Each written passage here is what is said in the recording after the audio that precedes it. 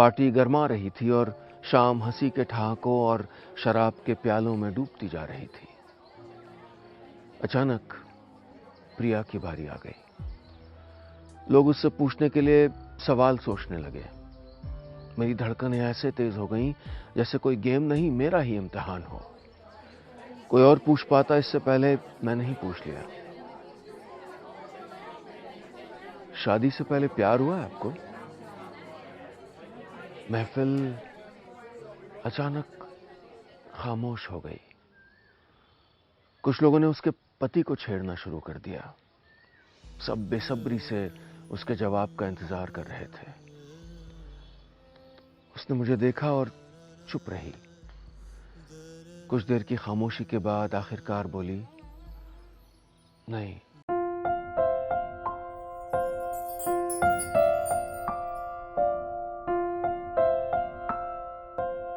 दोस्तों, मेरा नाम है नीलेश मिश्रा। कहानियां सुनाता हूं। आज मैं आपको सुनाने जा रहा हूं अपनी लिखी एक कहानी, फिर वही शाम। शाम के 8:45 बजे थे। एक ऑफिस कॉलीग के आलीशान घर पर 150 अनजान लोगों के बीच वो लड़की खड़ी थी जिसको मैंने कभी पागलों की तरह चाहा, जिसे बरसों पागलों की तरह ढूंढा और जो 9 साल पहले अचानक एक शाम बिना बताए मेरी जिंदगी को छोड़कर चली गई थी। शाम के 7:45 बजे मेरी दुनिया कुछ अलग थी। मैं अपनी बीवी नेहा के साथ आधे मन से एक और कॉर्पोरेट पार्टी की ओर ड्राइव कर रहा था। मेरी बीवी बड़ा की खूबसूरत, एक डॉक्टर है, पीडियाट्रिशियन। हमारे खुद के तो बच्चे हैं नहीं, पर औरों के बच्चों की सेहत सुधार के उनकी मुस्कुराहट से खुश हो लेती है। मैं 35 का हूं और मेरे माँ पापा के हिसाब से वो मुझसे करीब 35 गुना ज्यादा समझदार है।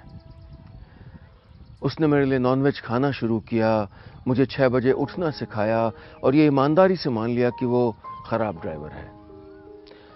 ये बीवियां शायद अपने पतियों के दिमाग की भी बड़ी अच्छी डॉक्टर होती हैं। न जाने कैसे नेहा मेरे कहे बिना मेरी सारी जरूरतों को समझ लेती है, वो जो शायद मैं नहीं कर पाया। शाम के 6:45 बजे मेरी दुनिया कुछ और अलग थी। दफ्तर से घर ड्राइव करते वक्त रेडियो पर किसी कमबख्त आरजे ने वही पुराना गाना चला दिया था जो 11 साल पहले लंबे बालों वाली एक और खूबसूरत लड़की ने सर झुकाकर दोस्तों के बीच कॉलेज कैंटीन में मुझे सुनाया था। छुपा लो यूं दिल में प्यार मेरा कि जैसे मंदिर में लौ दिए की। वही पागल लड़की जिसको मैं पागलों की तरह चाहता था, प्रिया बख्शी। उस दोपहर के 11 साल बाद रात के 8:45 बजे वही लंबे बालों वाली प्रिया मुझसे अनजान, मुझसे कुछ दूर खड़ी थी। अचानक हेड ऑफ मार्केटिंग आशीष कौल ने मेरे कंधे पे अपना हाथ थपथपाते हुए कहा, ब्रदर, मेरी वाइफ से मिलो, प्रिया। जो मेरी बीवी न बन सकी वो मेरे कॉलीग की बीवी बन के मेरे सामने खड़ी थी, प्रिया कौल। उसने बिना कुछ कहे अपना हाथ मेरी ओर बढ़ाया। हमने अजनबियों की तरह हाथ मिलाया। उसके होठों पर फर्जी मुस्कुराहट थी, लेकिन उसकी उंगलियों में अभी भी वही मासूम हरारत। मैं जरूरत से 1-2 सेकंड ज्यादा उसका हाथ थामे रहा, फिर कहा, Mrs Kaul, meet my wife Neha. जो मेरी ना हो सकी वो मुस्कुराकर उससे मिल रही थी जिसका मैं ना हो सका। मेरी डॉक्टर बीवी को शायद कोई डॉक्टर कॉलीग दिख गया और एक्सक्यूज मी कह के वो एक और चली गई। प्रिया का जिंदा दिल हस्बैंड हाथ में ड्रिंक लिए अपने यारों की टोली में गुम हो गया। मैं और प्रिया 9 साल बाद एक दूसरे के आमने सामने खड़े थे। मैंने पूछा, तुम उस रात क्यों नहीं आई? मैं रेलवे स्टेशन पर मैगजीन स्टॉल के सामने 6 घंटे तक तुम्हारा इंतजार करता रहा। हर 5वें मिनट सीढ़ियों की तरफ देखते हुए अपने हाथ में सेकंड क्लास की 2 टिकटें लिए मैं उस सर्दी की रात ठंडी लकड़ी की बेंच पर बैठा रहा, इंतजार करता रहा। शाम से आधी रात हो गई, फिर ट्रेनें भी शांत हो गईं, पटरियां खामोश, प्लेटफॉर्म वीरान। समोसे वाला अपनी बड़ी सी लोहे की कढ़ाई और बचा खुचा गूंधा हुआ आटा लेकर चला गया। एक बुजुर्ग झाड़ू से देर तक टूटे हुए कुल्हड़ किनारे करते रहे, फिर आधा काम छोड़कर वो भी कहीं गुम हो गए। न कुली, न टीटी, न पॉकेट मार, सब अपने अपने घर जाकर सो गए। बचा मैं और नींद में डूबे हुए मुट्ठी भर मुसाफिर जो मुझको मेरी ही तरह लग रहे थे। उन्हें जैसे न कहीं जाना था, न कहीं से आना था। बस यहीं एक वीरान प्लेटफॉर्म पर बैठकर एक अंतहीन इंतजार करना था। सम चिली पनीर सर, वेटर ने कहा, जैसे किसी जादूगर ने मुझको एक गहरी नींद से जगा दिया हो। मैंने देखा मैं प्रिया से बात नहीं कर रहा था, मैं तो खुद से बातें कर रहा था। मैंने बस इतना पूछा, तुम उस रात क्यों नहीं आई? प्रिया ने कुछ देर मुझे खामोशी से देखा, फिर बोली, कैसे हो तुम? मैंने कहा, तुमने जवाब नहीं दिया। वो बोली, कुछ सवालों के लिए जवाब नहीं बने। तुम्हारी वाइफ बहुत खूबसूरत है, तुमसे बहुत प्यार करती हैं। मैंने कहा, पर मैं तुमसे प्यार करता हूं, अभी भी। वो बोली, तुम मुझसे नहीं मेरे ख्याल से प्यार करते हो। मैं आशीष कौल की बीवी हूं। जो हमारे बीच था उसे बहुत पीछे छोड़ चुकी हूं।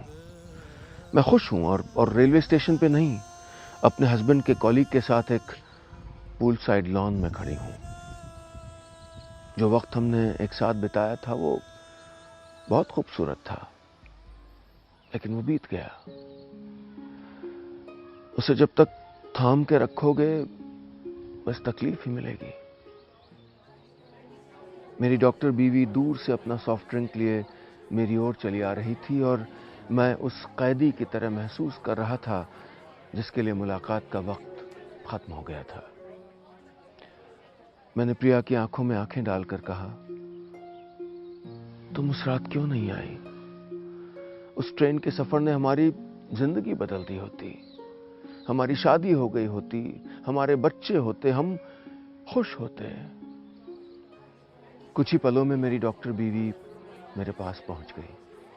उसने पूछा, अरे आप लोग पुराने दोस्त हैं क्या? प्रिया बोली, नहीं, कुछ गलतफहमी हो गई थी।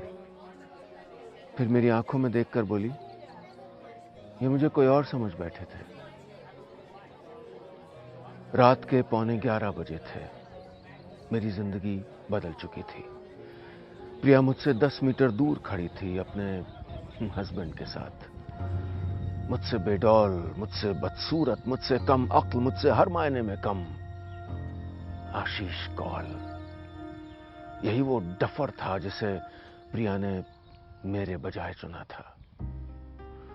वही प्रिया जो कॉलेज में घंटों मेरे साथ बिताती थी, जो मुझको अपने नोट्स बेहिचक नकल करने के लिए देती थी, जो मेरी खातिर हर दूसरे दिन अपने घर में झूठ बोलती थी, हमेशा वो रंग पहना करती थी जो मुझको पसंद थे, जो कार्ड्स खेलते समय हमेशा मुझको चीटिंग करके जिता देती थी, जो अपनी मां से ट्यूशन पे जा रही हूं कह के मेरे साथ फिल्म देखने जाया करती थी, जिसके लंबे बालों और काजल से सजी आंखों पर मैं फिदा था और टूटी फूटी शायरी करने की कोशिश करता था, जो मुझसे कभी खुलकर प्यार का इजहार नहीं कर पाई, लेकिन मैं उसकी बातूनी आंखों में सब सुनता था।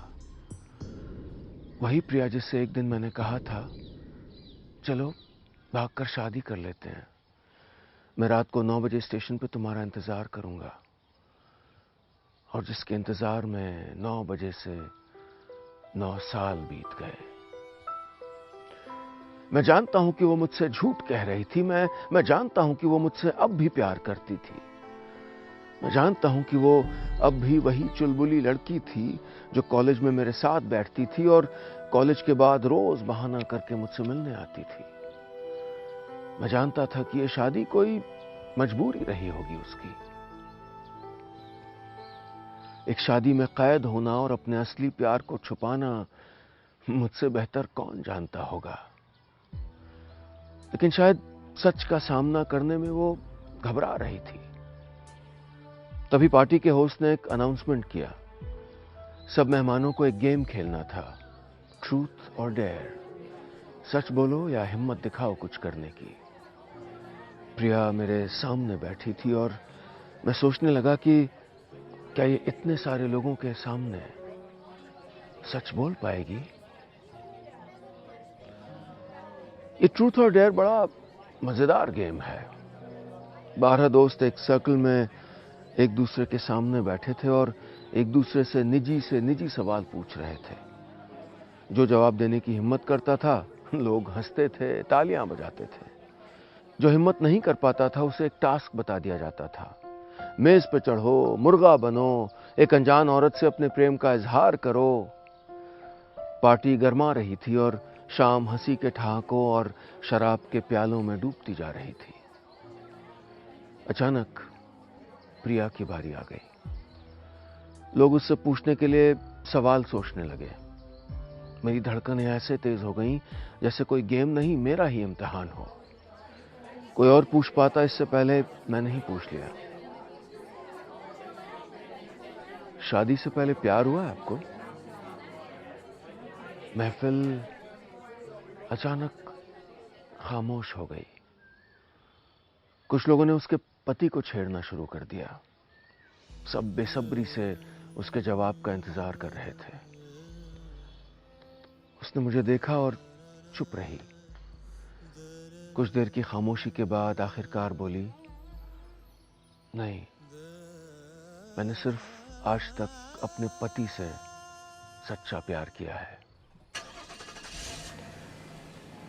वापसी में मैं 20 मिनट तक कुछ नहीं बोला। गाड़ी चला रहा था पर दिमाग नहीं चल रहा था। मैं बेहद परेशान था और मेरी डॉक्टर बीवी से भी ये बात छुपी नहीं थी। उससे रहा नहीं गया होगा, इसलिए थोड़ी देर के इंतजार के बाद बोली, आर यू ओके? मैंने कहा, हाँ हाँ, क्यों? उसने कहा, नहीं, बहुत चुपचाप हो, इसलिए पूछा। मैंने कहा, नहीं, पार्टी के बारे में सोच रहा था। वो बोली, हाँ, अच्छी पार्टी थी। मिसेस कॉल तो मुझे बहुत स्वीट लगी। तुम पहले से जानते थे क्या? मैंने कहा, नहीं, आज पहली बार मिला। 10 मिनट और बीत गए। नेहा खिड़की से बाहर देखती रही। फिर अचानक घूमकर बोली, मैं 9 साल से जानती हूं कि तुम प्रिया से प्यार करते हो, सिर्फ प्रिया से। शादी के कुछ दिन बाद ही गलती से तुम्हारी डायरी पढ़ ली थी। वो डायरी जिसमें तुमने अपनी और प्रिया की यादों के बारे में आज तक लिखना बंद नहीं किया। किताबों में रखे सूखे हुए फूल, वो सारे खत जो तुमने उसे लिखे लेकिन किसी पते पे भेज नहीं पाए, वो सारे ग्रीटिंग कार्ड्स जो उसके बर्थडे के लिए थे, और हर 15 दिसंबर को जो तुम डिनर पे जाते थे ना मेरे साथ, मैं जानती थी तुम उसका बर्थडे सेलिब्रेट कर रहे हो। मैं सब जानती हूं और 9 साल से इस शाम का बेसब्री से इंतजार कर रही हूं। मुझे उम्मीद है कि तुम्हें अपने सवालों के जवाब मिल गए होंगे। ये सच था। प्रिया से सारे सवालों के जवाब मैं आज पूछ चुका था। मैं जान गया था कि सच क्या था। मैं शर्मिंदा था। मैंने धीरे से नेहा का हाथ थाम लिया और कहा, आई एम सॉरी। अगली ट्रैफिक लाइट पर मेरे फोन पर एक ईमेल आया। प्रिया का था। लिखा था, मैं उस रात रेलवे स्टेशन पर इसलिए नहीं आई क्योंकि मैं जानती थी कि तुम पागल प्रेमी बनना तो आसानी से सीख गए, लेकिन पति बनना कभी नहीं सीख पाओगे। नेहा बहुत अच्छी हैं।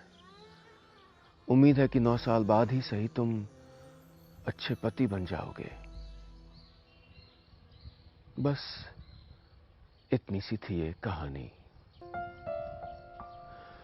दोस्तों, ये थी बहुत सालों पहले मेरी लिखी कहानी फिर वही शाम। उम्मीद है कहानी आपको पसंद आई होगी। हर हफ्ते आपसे मिलूंगा यहीं और हर बार आपको सुनाऊंगा अपनी ही लिखी एक और कहानी।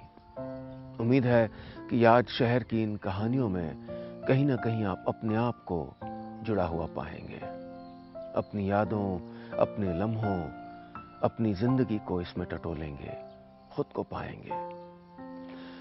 अभी चलता हूं, अगले हफ्ते फिर से मिलूंगा याद शहर में। मुझसे सीधे जुड़ने के तरीके यहां नीचे लिखे हुए हैं। फेसबुक पर हमारा ऑफिशियल पेज है नीलेश मिश्रा के नाम से, NEELESHMISRA। उस पर वेरिफिकेशन का एक ब्लू टिक भी लगा हुआ है। यूट्यूब पर हमारा चैनल है नीलेश मिश्रा और ट्विटर और इंस्टाग्राम पर आप सीधे नीलेश मिश्रा हैंडल के जरिए मुझ तक पहुंच सकते हैं। तो अभी चलता हूं, जल्द मिलेंगे फिर याद शहर में।